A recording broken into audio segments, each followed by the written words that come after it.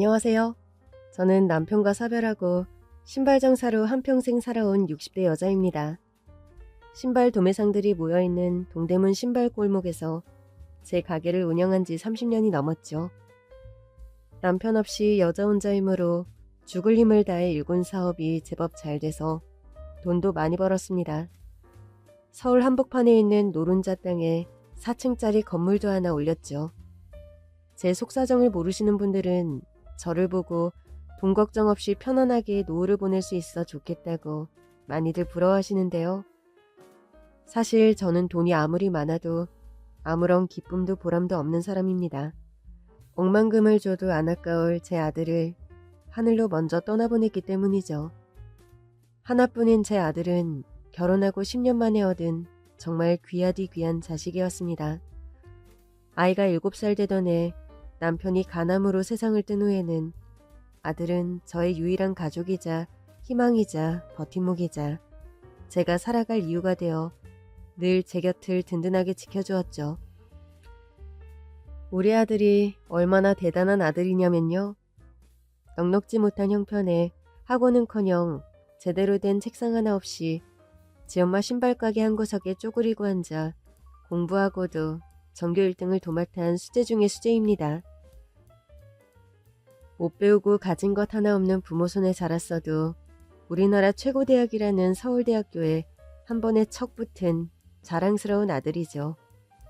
근데요, 우리 아들이 그냥 머리만 똑똑한 애였으면 이렇게 자랑을 늘어놓지도 않았을 겁니다. 우리 애는 머리가 좋은 것뿐만 아니라 마음까지도 착했어요.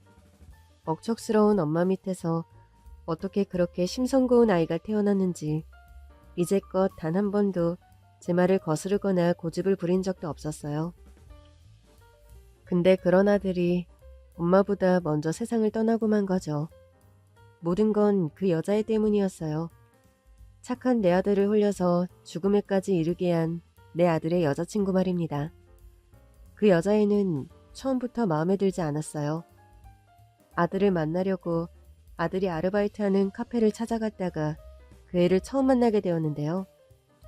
처음부터 당돌하고 대바라지기가 한이 없더라고요. 아들, 엄마 왔어. 여기까지 뭐하러 오셨어요? 너 걱정돼서 왔지. 공부할 시간도 부족할 텐데 뭐하러 이런 아르바이트를 해? 사회 경험 쌓는 것도 좋지만 공부가 우선이지. 요즘 엄마도 돈 잘 벌어. 네가 아르바이트 안 해도 우리 두 식구 하고 싶은 거 하면서 충분히 먹고 살 수 있다고. 아들이 대학에 들어간 이후부터 갑자기 사업이 잘 풀린 덕분에 우리 집은 말 그대로 고생 끝 행복 시작인 상황이었어요. 그런데도 아들은 자기 학비는 자기가 벌고 싶다고 공부하는 바쁜 와중에 카페에서 아르바이트까지 하겠다고 나선 겁니다. 그래도 힘들게 뭐하러 카페에서 일을 해? 알바를 하려면 차라리 과외 같은 걸 하지. 그때였어요. 웬 예쁘장하게 생긴 여자애가 불쑥 끼어드는 겁니다. 오빠는 저랑 같이 일하려고 여기 있는 거예요. 뭐? 아니 아가씨는 누군데? 남의 아들더러 오빠래? 어머니, 안녕하세요. 저 성은 오빠 여자친구 권나리라고 합니다. 엄마, 미리 말씀 못 드려서 죄송해요. 사실 저 여자친구랑 같이 일하고 있어요. 알고 보니 아들이 일한다는 그 카페는 여자친구가 운영하는 카페라더군요. 제 아들은 그 여자애가 사장으로 있는 가게에서 일하고 있던 겁니다. 아직 나이도 어린 것 같은데 벌써 이렇게 번듯한 가게를 차리고 대단하네. 부모님이 도와주신 건가? 아빠는 안 계시고요. 엄마가 차려주신 거예요. 그런데 아들의 여자친구가 너무 놀랄만한 얘기를 하는 겁니다. 어머니, 저요. 앞으로 오빠랑 결혼해서 이 카페 둘이 같이 운영할 거예요. 처음 보는 여자 입에서 결혼 얘기가 나오니까 너무 당황스럽더라고요. 뭐? 결혼? 그런 얘기하기는 아직 너무 이른 것 같은데. 그리고 우리 아들은 생명공학 전공인데 무슨 카페 운영을 해. 지금 그런 얘기 나누는 건 너무 성급한 것 같은데. 앞으로 어떻게 될지도 모르고. 처음 보는 여자애랑 미래에 대한 구체적인 얘기까지는 나누고 싶지 않아서 저는 딱 잘라 선을 긋고 자리에서 일어서려고 했죠. 그런데 제 아들이 그 여자의 편을 들고 나서는 겁니다. 엄마, 나리 말이 맞아요. 우리 결혼하기로 약속했어요. 그리고 둘이서 같이 이 카페 운영해서 크게 키워보려고요. 그게 무슨 소리야? 공부는 어쩌고? 공부를 계속하는 게 제 인생에 별 의미가 없을 것 같아요, 엄마. 사실 학교도 그만두려고 해요. 뭐? 그 어렵게 들어간 학교를 그만둔다고? 고작 여자 하나 때문에? 석사 박사 따고 유학도 다녀온다며. 생명공학 공부해서 교수 된다며. 그게 네 꿈 아니었어? 고정하세요, 엄마. 살면서 꿈은 얼마든지 바뀔 수 있는 거잖아요. 그래서 지금 네 꿈이 교수에서 커피 장사로 바뀌었다는 거니? 네, 그냥 날이랑 둘이 소박하고 행복하게 살고 싶어요. 그날 무슨 정신으로 집까지 왔는지 모르겠습니다. 쳐다보기도 아까운 귀한 내 아들이 고장 여자애한테 홀려서 공부고 뭐고 다 때려치우겠다고 하니 지금까지 살아온 인생 자체가 통째로 무너져 내리는 것처럼 허무하고 비통한 심정이더군요. 누구보다 믿었던 내 아들이 이렇게 어리석은 선택을 할 줄은 꿈에도 생각을 못했습니다. 저는 그날로 식음을 전폐하고 드러누웠죠. 처음으로 가게도 며칠 문을 닫았어요. 제가 못 일어나고 있으니까 아들이 걱정이 됐는지 와서 들여다보더군요. 엄마, 괜찮으세요? 내가 지금 괜찮게 생겼니?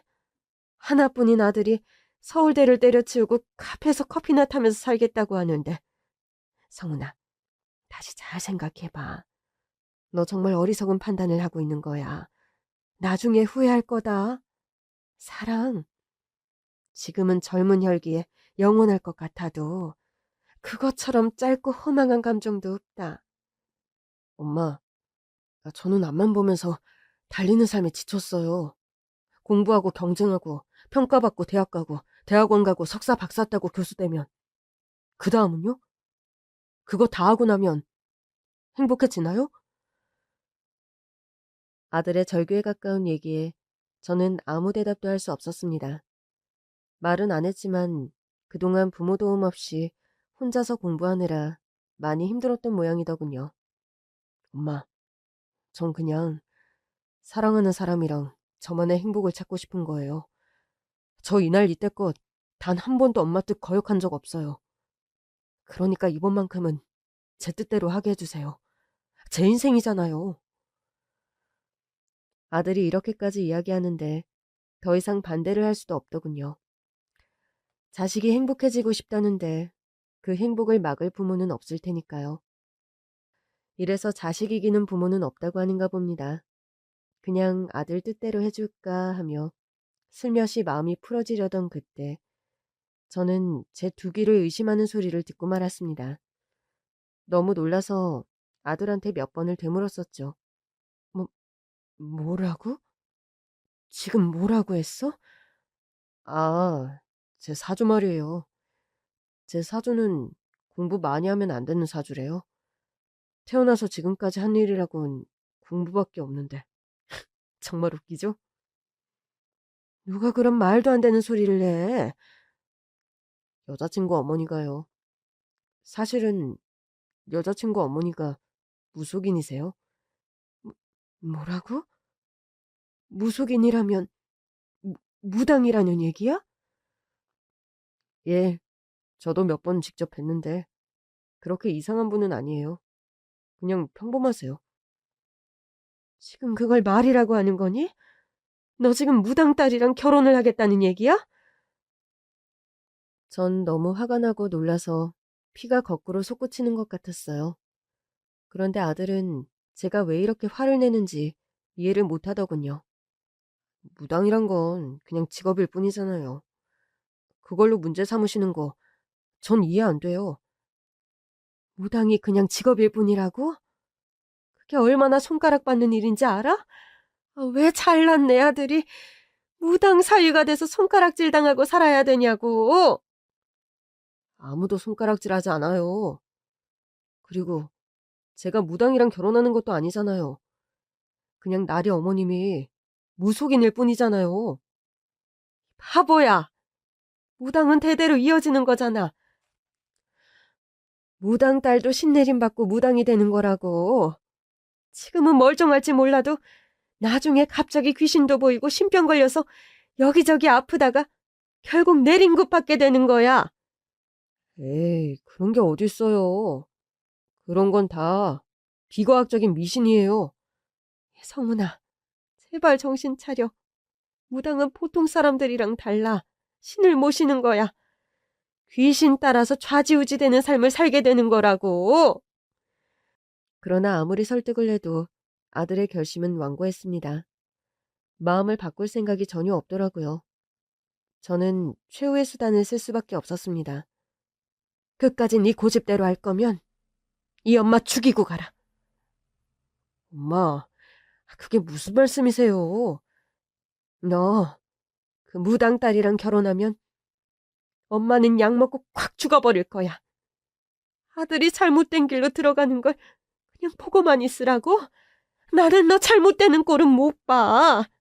차라리 죽는 게 낫지. 엄마, 제발 무턱대고 반대만 하지 마시고 나리 한 번만 제대로 만나주세요. 네? 필요 없어. 너 엄마 죽는 꼴 보기 싫으면 당장 그 여자랑 헤어져. 제가 죽어버리겠다고 독하게 나오니까 아들이 포기한 듯 아무 말도 없이 밖으로 나가버리더군요. 저는 그 여자랑 정리하려고 나가는 줄 알았죠. 그런데 그렇게 말도 없이 나간 아들이 그날 저녁 집에 돌아오지 않는 겁니다. 전화도 되지 않고요. 얘기가 길어지나 싶어 기다렸는데 결국 그날 아들은 외박을 했습니다. 그리고 다음 날도 그 다음 날도 돌아오지 않더군요. 한 번도 이런 적이 없었는데 집을 나가 연락 한 톡 없는 아들이 너무 걱정되더라고요. 결국 3일을 기다린 끝에 저는 아들을 찾아서 아들이 일하던 카페로 갔는데요. 이상하게도 카페 문이 닫혀 있는 겁니다. 그런데 굳게 닫힌 문 안쪽에 누군가가 앉아있는 게 보이더군요. 저는 얼른 문을 두드렸죠. 저기요, 거기 누구예요? 문 좀 열어봐요. 여기 우리 성훈이 있어요? 그러자 문이 열리고 누군가가 나오는데 한눈에 봐도 누군지 짐작이 가더군요. 무당이라는 바로 그 아들 여자친구의 엄마였습니다. 성훈이 어머니 되시죠? 처음 뵙겠습니다. 지금 서로 인사할 상황은 아닌 것 같네요. 여기 우리 아들 있나요? 에휴, 이렇게 들쑤시는 게 결국 자기 아들 망치는 길이라는 걸 왜 모르는지. 뭐요? 당신 지금 뭐라고 했어? 누가 누구를 망쳐? 내 아들 망치고 있는 건 당신 딸이라고. 내 아들 지금 어디 있어? 착한 내 아들 꼬드겨서 어디로 빼돌렸냐고. 진정해요. 이렇게 흥분한다고 될 일이 아니야. 나도 지금 찾고 있는 중이라고요. 그게 무슨 말이에요? 애들 여기 없어요? 나도 우리 딸이랑 연락이 안 돼서 여기로 찾으러 온 겁니다. 그럼 애들이 대체 어디 있다는 거예요? 연락 안 된 지 벌써 3일째라고요. 아들이 사라졌다는 생각에 눈앞이 캄캄해지고 불길한 생각이 뇌리에 스치더군요. 제가 자식한테 약 먹고 죽어버리겠다고 모질고 독한 소리를 해서 우리 아들이 저를 피해 영영 숨어버린 건 아닌지 너무 겁이 났습니다. 그때는 제정신이 아니었던 것 같아요. 무당을 붙들고 입에서 나오는 대로 원망 섞인 분노를 마구 쏟아냈죠. 당신 무당이잖아. 무당이 자기 딸 어디 갔는지 행방도 모른단 말이야? 둘이서 어디로 도망이라도 간 건지 당신이 모시는 그 귀신한테 물어보면 되잖아. 내 아들 찾아내. 얼른 찾아내라고. 그러자 그 여자도 얼굴빛을 싹 바꾸면서 날카롭게 반응하더군요. 어허, 실령님도 하시면 어쩌려고 그런 불경스러운 말을 해? 그러더니 점사인지 뭔지 모를 말을 줄줄 읊어대는데 꼭 누가 불러주는 것처럼 막힘없이 얘기하더라고요. 이봐요, 성은 엄마. 흥분 가라앉히고 내 말 잘 들어요. 성은이는 사주에 나무가 많아서 공부하는 것도 좋아하고 성공보다는 성장을 중요하게 생각해요. 그리고 애는 착한데 그렇게 강하게 억압하면 반항하게 되어 있어. 엄마가 그렇게 애를 억압하고 멋대로 휘두르려고 하면 큰일 난다 이 말이야. 성은 엄마는 딱 봐도 불기운이 너무 강해. 성은이 옆에 있으면 애가 타 죽는다고. 그러니까 젊은 시절에는 둘이 좀 떨어져 사는 게 좋아요. 자기 멋대로 애 쥐고 흔들 생각하지 말고 아들 하자는 대로 해줘요. 그래야 아들이 살아. 뭐야? 나보고 지금 돌팔이 무당 말만 듣고 무당 딸이랑 우리 귀한 아들을 결혼이라도 시키라는 거야? 당신네들 수법 내가 모를 줄 알아요? 자기들 유리하게 멋대로 짓거려서 사람 불안하게 만들고 구태한다고 돈 뜯어가고 사기치고 지금 나한테도 그러는 거야? 나한테 우리 아들 옆에서 떨어지라는 소리 하면 내가 순순히 당신 딸이랑 우리 아들 결혼이라도 시킬 줄 알았냐고. 사람 우습게 보지 마. 내가 평생을 바쳐서 목숨보다 귀하게 키운 잘나고 잘난 내 아들이야. 당신들이 넘볼 아이가 아니라고. 당신 딸하고 당신 둘 다 다시는 우리 성은이 옆에 얼씬도 하지 마. 한 번만 더 내 눈에 띄면 가만 안 둬. 저는 그 길로 카페를 나와 경찰서로 직행했습니다. 실종 신고를 해서라도 아들을 찾고 싶었죠. 그런데 경찰서에서 실종 신고를 접수해주지 않더군요. 어머니, 성인은 이 정도 가지고는 실종 신고 자체가 성립이 안 돼요. 여자친구랑 어디 바람이라도 쐬러 간 거겠죠. 좀만 기다려보세요. 아니에요, 형사님. 우리 아들은 절대 그럴 리가 없어요. 연락 끊긴 지 벌써 3일째라니까요. 에이, 고작 3일 갖고 뭘 그러세요. 여자친구랑 같이 없어졌다면서요. 댁에 가서 기다리시면 곧 연락 올 겁니다. 경찰은 저를 걱정 많은 노인네쯤으로 취급하고는 집으로 돌려보내더군요. 이제 제가 할 수 있는 건 없었습니다.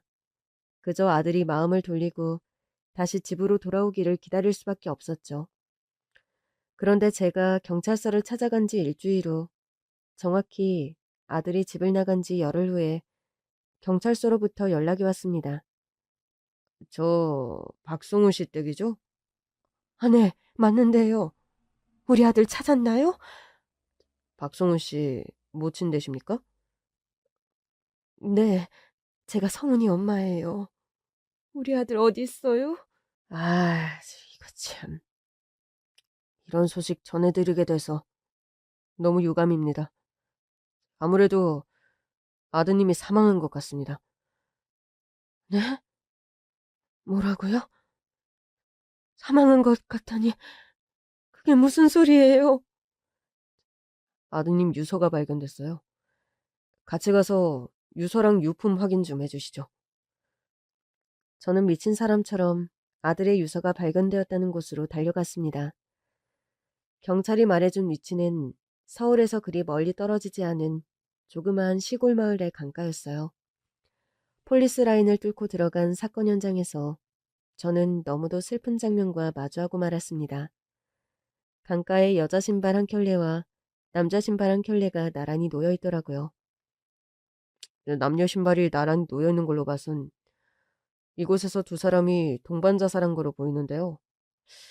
이 부근이 워낙 수심이 깊고 물살이 세서 수색 작업에 어려움이 있습니다.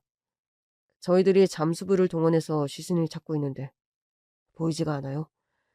이미 바닥까지 떠내려간 거로 추측이 됩니다. 어떠세요? 신발은 아드님께 맞나요? 알아보시겠어요? 경찰이 보여준 남자 신발은 틀림없는 아들의 것이었어요. 제가 팔던 우리 가게의 신발이니 제가 누구보다 잘 알았죠. 한창 멋부릴 나이에 유행하는 비싼 신발들을 신고 싶었을 텐데 착한 아들은 늘 지 엄마 가게에서 파는 시장표 신발만 신었거든요. 엄마가 신발 장사해서 너무 좋다. 나는 신발 하나는 실컷 신을 수 있잖아. 싸구려 신발 하나에도 행복해하던 아들의 모습이 떠올라 견딜 수가 없었습니다. 전 아들의 신발을 끌어안고 그 자리에서 오열하고 말았죠. 신발은 실컷 신을 수 있어서 좋다더니 신발만 벗어놓고 어딜 간 거니? 그거 하나 덜렁 남겨놓고 가면 이제 엄마는 어떻게 살라고? 왜 이렇게 무서운 선택을 해, 이 무정한 놈아? 이렇게 갈 줄 알았으면 너 하자는 대로 할걸. 무당이든 귀신이든 결혼 반대하지 말고 허락해 줄걸. 이게 다 나 때문이야. 엄마가 미안하다. 아유, 정말 미안해. 전 그렇게 허무하게 아들을 떠나보내고 말았습니다. 시신도 찾지 못해 생전에 아들이 즐겨 입던 옷과 대학교 전공서적 몇 개를 가지고 시신 없는 장례식을 치러야 했죠. 유서는 읽어볼 엄두도 나지 않아서 장례를 치르고 한참 후에야 겨우 읽어볼 수 있었는데요. 유서에는 엄마께 큰 상처를 드려서 죄송하다. 그래도 여자친구와 헤어질 수는 없어 저 세상으로 함께 떠난다. 너무 슬퍼하지 말고 자신의 몫까지 남은 인생 행복하게 사셨으면 좋겠다. 나중에 꼭 다시 만나자고 쓰여있더군요. 유서를 읽으면서 몇 번을 까무러쳤는지 모릅니다. 흔히들 자식 잃은 슬픔을 창자가 끊어지는 아픔에 비유하잖아요. 그 고통은 정말 당해보기 전에는 절대 알 수 없는 온몸이 갈갈이 찢기는 고통 그 자체였습니다. 아들은 유서에서 자신의 몫까지 행복하게 살아달라고 했지만 저는 이미 살아도 산 목숨이 아니었고 지옥에 떨어져 끝없이 고통스러운 형벌을 받는 망자처럼 하루하루를 죽지 못해 살았습니다. 그래도 사람이 죽으라는 법은 없는지 이 끔찍한 고통 속에서 저를 다독이고 일으켜준 고마운 사람들이 있었는데요. 그건 바로 저의 아랫동서와 동서의 아들인 조카였죠. 성훈이가 그렇게 허망하게 세상을 떠나고 남편 자식을 전부 앞세운 박복한 제 곁에 남은 유일한 가족이 바로 동서와 조카였어요. 저와는 피 한 방울 안 섞인 관계지만 장례식장에도 제일 먼저 달려와 줬습니다. 형님, 아우 우리 형님 불쌍해서 어쩌나. 아니 이 집안 남자들은 왜 이렇게 명줄이 짧대요? 아주버님 가셨지, 우리 남편도 갔지. 장손인 성훈이마저 이렇게 허망하게 가다니. 이제 남은 건 우리 아들 하나네. 아니, 성훈이 걔는 어떻게 이렇게 생목숨을 끊어? 혼자 남은 엄마는 어떻게 살라고? 어려서부터 형님이 자식 자랑을 그렇게 하더니 이게 다 귀신이 시샘을 해서 이렇게 된 거라고요. 어우, 듣기 싫어. 내 앞에서 귀신이니 뭐니 그런 얘기는 앞으로 입 밖으로 꺼내지도 마. 아유, 맞다. 성훈이가 누구 때문에 이렇게 됐는데 이게 다 무당 딸 때문인데. 아유, 내 입 방정 맞은 입 좀 보라니까요. 그나저나 성훈이 얘는 서울대생이 왜 그렇게 바보 같은 짓을 저질렀대요. 아주 헛똑똑이라니까.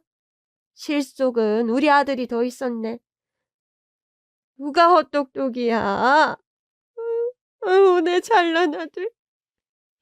아유, 내 불쌍한 아들. 형님, 모질게 떠난 성훈이는 있고 이제 우리 성철이 의지하면서 사세요. 서울대 들어간 잘난 자식이 다 무슨 소용이야. 축구 없는데. 품어내 자식이 최고지. 안 그래요? 성철아, 너 큰어머니 똑바로 모셔. 이제 큰엄마한테는 너밖에 없어. 알겠지? 걱정 마세요, 엄마. 엄마랑 큰어머니 두 분 다 제 엄마다 생각하고 제가 잘할게요. 큰어머니, 너무 슬퍼하지 마세요. 그렇게 아들을 잃고 10년의 세월이 흘렀습니다. 10년 동안 다른 건 못해도 아들을 기억하기 위해서 성훈이 제사는 꼬박꼬박 지내왔는데요. 그때도 동서는 한 번을 빠지지 않고 와서 도와주더군요.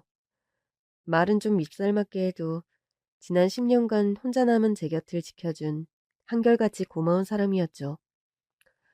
특히 우리 아들 10주기에는 웬일로 조카 성철이까지 와주어서 제가 한결 덜 외로웠어요. 큰어머니 잘 지내셨어요? 성철이 오랜만이다. 성훈이 10주기라고 왔구나? 고맙다. 너무 고마워. 아유 형님, 요즘 세상에는 부모 제사도 다들 안 지낸다고 하던데 우리도 이제 자식 제사 그만 지냅시다. 뭐? 그러다 우리 성훈이 배고프면 어떡해. 1년에 한 번 내 아들 배 굶지 말라고 밥 한 끼 차려주는 건데 그것도 못하게 해? 아니 뭐 원래 죽은 자식 제사는 안 지내는 거라고 하잖아요. 제사 지내는데 무슨 법칙이 있어? 나 하고 싶은 대로 하면 그게 법칙이지. 안 그래? 하여간 아유, 우리 형님 못 말린다니까. 근데요. 이제 세월이 10년이나 지났으니까 하는 말인데 그때 그 무당 말이에요. 성훈이 여자친구 엄마라는 사람. 그 여자 얘기는 또 왜 꺼내? 그 여자가 용하기는 용했어. 안 그래요? 따지고 보면 그 여자 말이 다 맞았잖아. 형님이랑 성훈이랑 떨어져 있어야지. 같이 붙어 있으면 성훈이 죽는다고 그랬다면서요? 맞긴 뭘 맞아? 부모 자식 간의 천륜을 끊어놓으려고 수작질 부린 거지. 처음부터 우리 성훈이하고는 마주치지도 말았어야 될 악연이라고. 아니 그래도요. 난 자꾸 그 무당이라도 찾아가서 물어보고 싶어요. 형님 살릴 방도가 있는지 없는지. 나 살릴 방도를 왜 무당한테 가서 물어봐? 병원에 가서 의사한테 물어야지. 사실 저는 10년 동안 아들 잃은 슬픔을 삭히느라 그런 건지 몸에 병이 들고 말았습니다. 위암 3기라고 하더군요. 작년에 암덩어리를 제거하는 수술을 하고 항암 치료까지 했는데 혹시 다른 곳에 전이 될까봐 마음을 놓을 수 없는 상태였죠. 암세포 완전히 소멸시키는 부적을 써달래든지 아니면 굿을 한번 하든지. 나는 엄마도 용한 무당한테 굿 한 번 받고 암 완치 판정 받았대잖아요. 아유 듣기 싫어. 무당의 무자도 내 앞에서 꺼내지 마. 무당이라면 아직도 치가 떨리는 사람이야 내가. 근데 하물며 그 여자를 만나라고? 내 아들 잡아간 그의 엄마를 다시 만나면 내가 무슨 짓을 할지 나도 몰라. 그러니까 동서, 괜히 쓸데없이 나 위한답시고 일 벌리지 마. 알았어? 아유 알았어요 형님. 그렇게 계시다가 성훈이 만나러 저 세상 가버려도 난 몰라요. 바라던 바야. 이렇게 있다가 하루라도 빨리 성훈이나 만나면 좋겠네. 왜 이렇게 빨리 왔냐고 성훈이가 화낼 거예요. 아우 참. 그나저나 형님 가시고 나면 이 많은 재산은 다 어떻게 되나 몰라. 이걸 다 누가 관리할 거야? 왜? 내 재산 관리할 사람이 없을까 봐 걱정돼? 아유, 그럼요. 당연히 걱정되죠. 가족이라곤 저랑 성철이뿐인데. 형님 갑자기 어떻게 되기라도 하면 형님이 평생 피땀 흘려가며 일군 이 재산들 다 남의 손에 넘어가게 될지도 모르잖아요. 그렇게 되는 건 막아야지. 자네랑 성철이한테는 그동안 신세진 것도 있고 하니 두 사람 섭섭지 않게 해줄 거야. 걱정 말고 있어. 그렇다고 나 죽을 날만 기다리지 말고. 근데 농담처럼 가볍게 시작한 유산 얘기에 동서가 진심으로 나오는 겁니다. 형님, 그 건물은요? 뭐? 서울 한복판에 있는 4층짜리 건물 말이에요. 그 건물은 어쩌실 거냐고요? 그거는 사실 사회에 환원하려고 준비 중이야. 예? 그 알짜배기 건물을 왜 남을 줘요? 아깝게. 사실 우리 아들 죽기 위한 제일 큰 책임은 나한테 있잖아. 그래서 우리 성훈이한테 사죄하는 의미로 성훈이 이름으로 기부하려고 하는 거야. 지 뜻 펼쳐보지도 못하고 엄마 때문에 아까운 목숨 버린 우리 아들 이름 석자. 오래도록 영원히 기억되라고. 아유, 말도 안 돼, 형님. 이제 그만 그 죄책감에서 벗어나실 때도 됐어요. 형님 아들 죽은 지 10년이에요. 10년이면 강산도 변한다는데 이제 성훈이 놓아주고 마음 편하게 사셔도 된다고요. 자식을 죽게 한 어미가 어떻게 편하게 살기를 바라겠어? 그건 어불성설이지. 그런데 동서가 갑자기 성철이에게 뭘 달라고 하는 겁니다. 아예 성철아, 우리 준비해온 거 있지? 그거 꺼내봐라. 그러자 성철이가 제 눈앞에 서류 하나를 꺼내놓더군요. 자세히 살펴보니 그건 제 건물을 조카인 성철이에게 증여한다는 계약서더라고요. 아니, 이게 뭐야? 형님, 사실 성철이 사업이 요새 많이 어려워요. 형님이 제 아들 한 번만 도와주세요. 그 건물 저희한테 주시면 우리 성철이가 성은이 대신 아주 좋은 곳에 유용하게 쓸게요. 예? 아니 갑자기 이렇게 서류까지 준비해와서 뭐 하자는 거야? 둘이서 아주 작정을 했구만.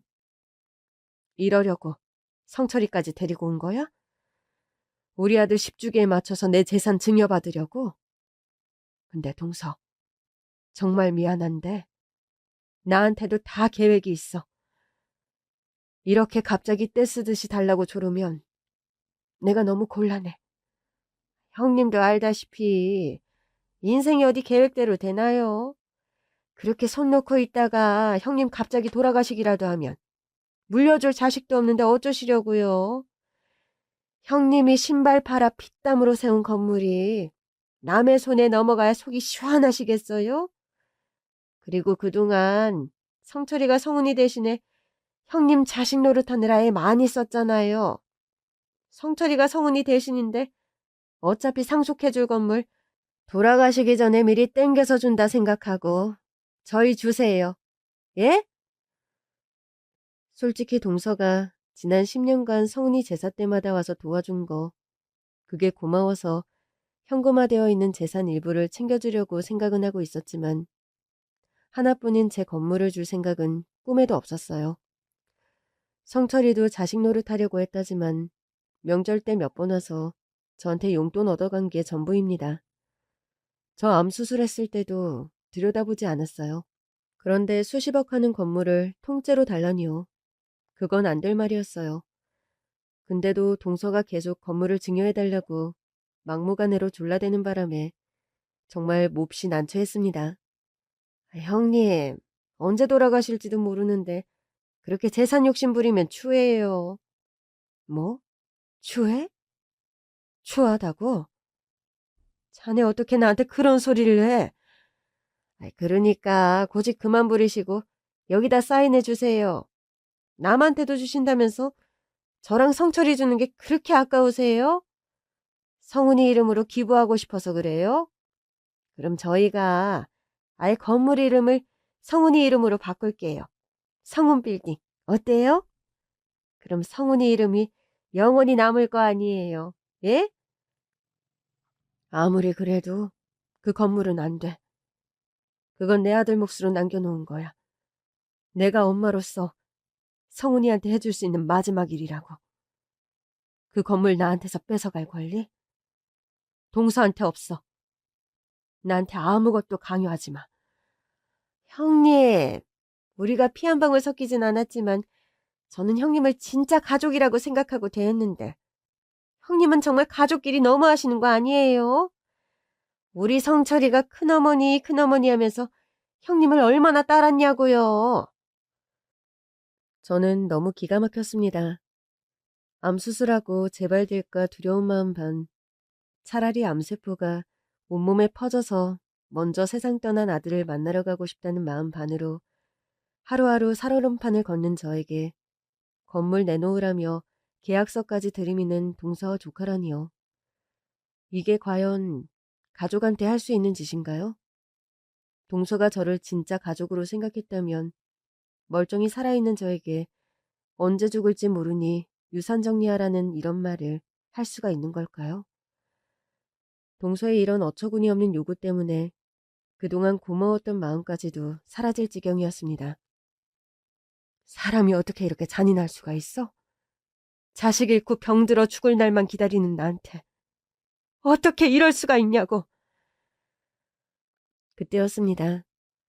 밖에서 절 부르는 소리가 들리는 겁니다. 그리고 대문이 스르륵 열리더니 누가 현관으로 들어오는 겁니다. 저는 아들 떠나고 10년 동안 대문을 잠가본 일이 없습니다. 혹시나 죽은 홀령이라도 아들이 집을 찾아온다면 언제든지 들어오라고요. 그런데 제가 상상만 하던 일이 현실에서 일어났습니다. 대문이 열리고 집으로 들어온 사람은 다름 아닌 제 아들이었던 겁니다. 저는 너무 놀라 그 자리에 얼어붙고 말았어요. 동서와 조카 역시 귀신을 본 사람처럼 놀라 자빠지면서 개거품을 물더군요. 아이고, 귀신이다. 어머나 세상에, 성훈이 귀신이 지 제삿날이라고 집에 찾아왔나 보네. 그러나 그 사람은 귀신이 아니었습니다. 틀림없이 살아있는 제 아들이었죠. 엄마, 저 왔어요, 엄마. 죽은 줄 알았던 내 아들이 10년 만에 살아서 돌아온 겁니다. 아니, 이게 어떻게 된 거니? 너 정말 성훈이니? 성훈이 맞아? 네, 맞아요. 죽은 게 아니었어? 살아있었어? 죄송해요, 엄마. 죄송해요. 죄송하다며 고개를 숙이는 아들을 끌어안고 한참을 울었습니다. 아들의 사망 소식을 들었을 때보다 더 서럽게, 더 많이 울었던 것 같아요. 죄송하긴 뭐가 죄송해. 이유가 뭐든 이렇게 살아 돌아왔으니 내가 고맙지. 고맙다. 다시 엄마를 찾아와줘서 정말 고마워. 10년 전에 너한테 모진 소리 한 거 얼마나 후회했는지 몰라. 그것 때문에 너가 잘못된 선택을 한 것 같아서 전부 내 탓 같아서 미안하다. 엄마가 미안해. 그렇게 한참을 울고 난 뒤에야 이게 어떻게 된 일인지 자초지종을 들을 수 있었는데요. 아들이 들려준 얘기는 너무나 충격적이었습니다. 엄마가 너무 완강하게 반대를 하셔서 괴로웠어요. 게다가 제가 나리하고 헤어지지 않으면 엄마가 약 드시고 세상을 떠난다고 하시니까. 그래서 겁이 덜컥 났어요. 어머니도 지키고 제 사랑도 지키려면 그 방법밖에 없다고 생각했어요. 제가 죽어야 끝날 것 같았습니다. 죄송해요, 엄마. 그래서 뭘 어떻게 했다는 거야? 강가에 신발이랑 유서를 두고 세상 떠난 것처럼 위장을 했습니다. 뭐야? 혼자 남은 엄마는 어떻게 살라고? 네가 그런 짓을 해. 그 강가에서 너 신발을 끌어안고 내가 얼마나 울었는지 아니? 10년을 무슨 마음으로 살았는지 알아? 죄송해요, 엄마. 정말 큰 불효를 저질렀어요. 정말 잘못했습니다. 용서해 주세요. 아니야, 아니야.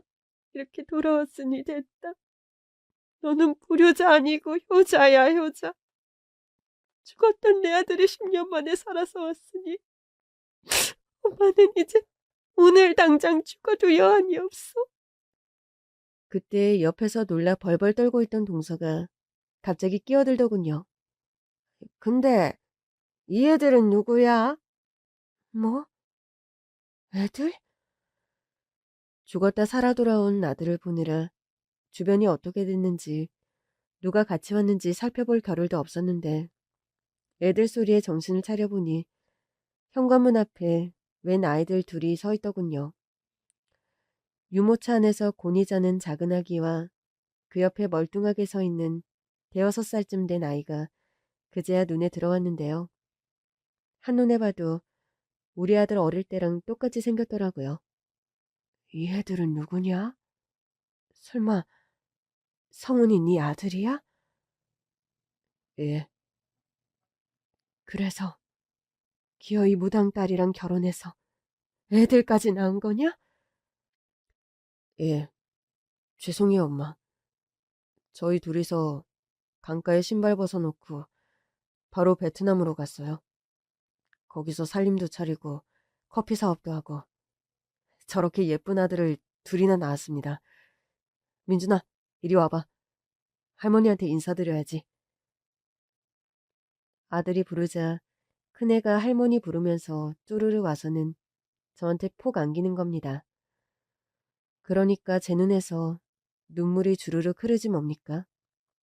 그렇게 반대했던 여자와 위험한 쇼까지 벌이면서 기어이 살림을 차린 아들이 믿기도 했지만 그 작은 천사 같은 아이가 처음 보는 저한테 할머니 하면서 안기니까 미움도 원망도 10년 세월의 한까지도 전부 씻겨내려가는 기분이었어요. 큰애는 6살이고 작은 애는 이제 100일 지났어요. 예쁘다. 너무 예뻐. 아들이 돌아온 것도 감사해야 할 일인데 이렇게 예쁜 손자까지 갑자기 생기다니 너무 고마운 일이야. 타국에서 아이들 낳고 키우느라 고생이 많았겠네. 성훈아, 엄마는 너무 후회가 된다. 뭐가요, 엄마? 처음부터 너 하자는 대로 애들 엄마를 받아들였더라면 우리가 이렇게 헤어져서 힘든 세월 보내지 않았어도 됐을 텐데 노인네 고집 때문에 여러 사람을 힘들게 했구나. 미안해. 엄마 용서해 주겠니? 그럼요, 엄마. 엄마도 저 용서해 주셨잖아요. 우리 이제 과거는 다 덮고 서로 용서하고 이해하면서 잘 살아봐요. 그래, 그러자. 근데 애들 엄마한테도 정식으로 사과를 하고 다시 시작하고 싶어. 무당 딸이라고 반대했던 거 전부 다. 애들 엄마 지금 어디 있니? 왜 같이 안 왔어? 같이 안 온 게 아니고 못 왔어요, 엄마. 애들 엄마 얘기에 흔들리는 아들의 눈빛을 보면서 갑자기 너무 불안해지더군요. 왜? 어디가 아파? 우리 나리가 둘째 낳다가 그만 하늘로 갔어요, 엄마. 뭐? 그게 정말이야? 애들 엄마가 이 세상 사람이 아니라는 거야? 예. 둘째 살리고 자기 혼자 저 세상으로 갔네요. 아들은 두 아이를 끌어안고 오열하기 시작했습니다. 저 역시 너무나 충격적인 현실에 말문이 막히고 눈물이 뚝뚝 흐르더군요. 이렇게 소중한 두 손자만 남겨주고 떠난 며느리. 시어머니로서 단 한 번도 따뜻하게 대해준 적 없지만 고맙고 미안한 마음에 사죄의 눈물을 한참 쏟았죠. 근데 저랑 아들이 너무 서럽게 울고 있으니까 동선의 모자는 끼어들지도 못하고 뻘쭘하게 있다가 건물증여 계약서를 챙겨서는 슬그머니 달아나대요. 끝까지 밉살 맞은 말 한마디를 보태면서 말이죠. 형님, 진짜 아들도 나타나셨으니 이제 우리는 필요 없겠네. 우린 가요. 그래도 성훈이 없을 때 형님 챙긴 사람이 누군지 잊지 말아요. 아까 우리 목도 생각하고 있다고 했죠? 오늘은 정신이 없어서 그냥 가는데요. 저 그거 받으러 다시 올 겁니다. 상철아, 가자. 저는 그 길로 며느리의 엄마인 그 무당, 아니죠. 아들과 며느리가 정식으로 결혼을 하고 아이까지 낳았으니 이제 사부인이 되겠네요. 사부인을 만나러 갔습니다. 사부인은 손님을 받아 점사를 봐주던 신당을 정리하고 산속 깊은 곳에서 조용히 혼자 살고 계시더라고요. 예전에 봤을 때는 좀 섬뜩한 기운이 느껴졌었는데 10년 세월 동안 한결 차분해진 것이 약간 도인 같은 분위기를 풍기더군요. 애들 소식 들으셨죠? 얼마나 비통하십니까, 사부인. 그동안 제가 우리 며느리한테 잘못한 일도 있고,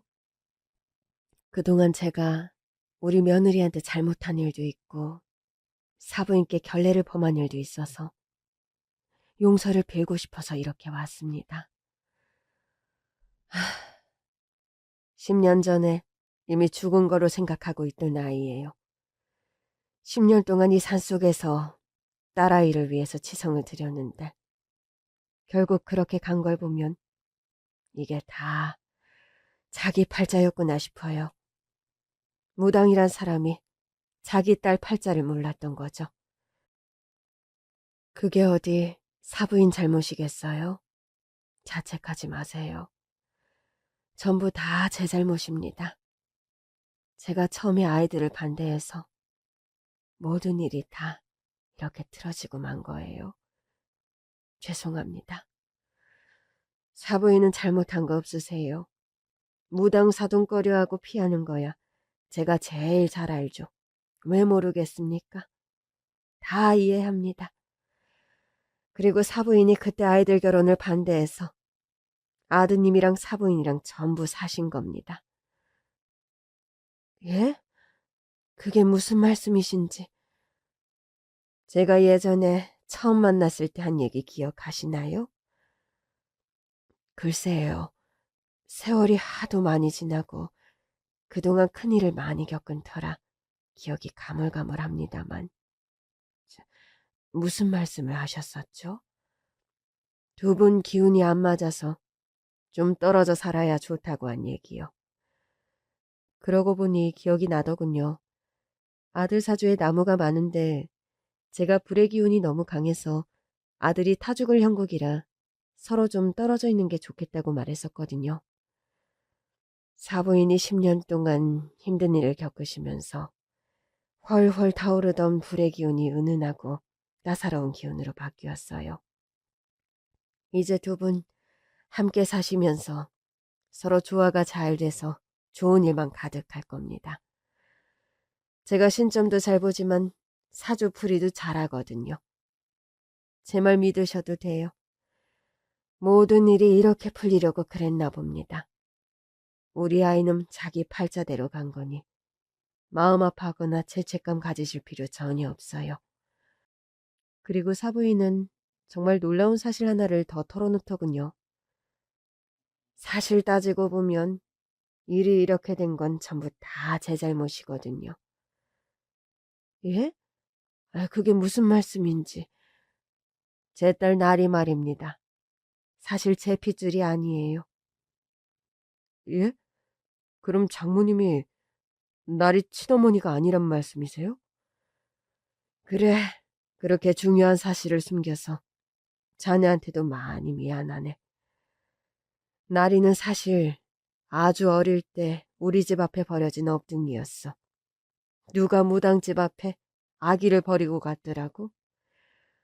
엎둥이 내치면 복을 내치는 거라고 하잖아. 그래서 할 수 없이 내 딸로 키웠지. 아들과 저는 충격적인 사실을 마주하고 너무 놀랐죠. 제가 며느리를 반대했던 가장 큰 이유가 무속인 집안의 핏줄이라는 사실 때문이었는데 사실은 그 집 자식이 아니었다니. 이렇게 허망하고도 가슴 아픈 일이 어디 있겠어요? 아니 그럼 진작에 말씀을 해주시지. 그때 그 사실만 알았더라면 제가 둘 사이를 반대하는 일도 없었을 거고 따님도 타지에서 외롭게 세상 떠나는 일은 없었을 거 아닙니까? 저도 그때는 속이 좀 꼬여 있었어요. 무속인 딸이라고 덮어놓고 반대를 하시니 왠지 더 진실을 밝히기 싫더라고요. 게다가 저를 친엄마로 철석같이 믿고 있는 나리한테 상처 주고 싶지는 않았어요. 버려진 아이라고 하면 충격받을까봐 계속 숨겨왔었거든요. 여러 가지 상황들이 꼬이고 꼬여서 도달한 오늘의 현실이 너무 혼란스러웠고 과거의 모든 순간이 후회되더군요. 정말 이 모든 게 신의 장난이라고밖에는 설명되지 않더라고요. 사부인은 제 속마음을 읽기라도 한 것처럼 절 위로하더군요. 인간의 머리로는 설명할 수도 이해할 수도 없는 게 신의 뜻이에요. 사부인은 그저 돌아가셔서 아들이랑 손자랑 행복하게 잘 사시면 됩니다. 손자들은 저랑은 아무런 관련이 없으니까 신내림 같은 건 걱정 안 하셔도 되고요. 우리 인연은 여기까지예요. 사부인, 모든 과거는 다 잊으시고 잘 사세요. 박서방도 가서 어머니 잘 모시고 애들 잘 키우면서 씩씩하게 살아. 우리 나리는 싹 잊어도 돼. 엇나간 인연에 미련 두지 말고.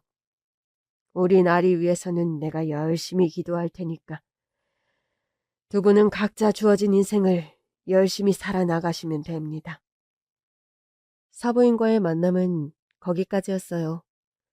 들리는 얘기에 의하면 여전히 산속에서 신에게 기도하며 사는 삶을 살고 있다고 하더군요. 아들과 저는 과거를 딛고 앞으로 나아가기로 했습니다. 슬픔에 빠져 있기에는 엄마 잃은 두 아이들이 너무 가여웠거든요.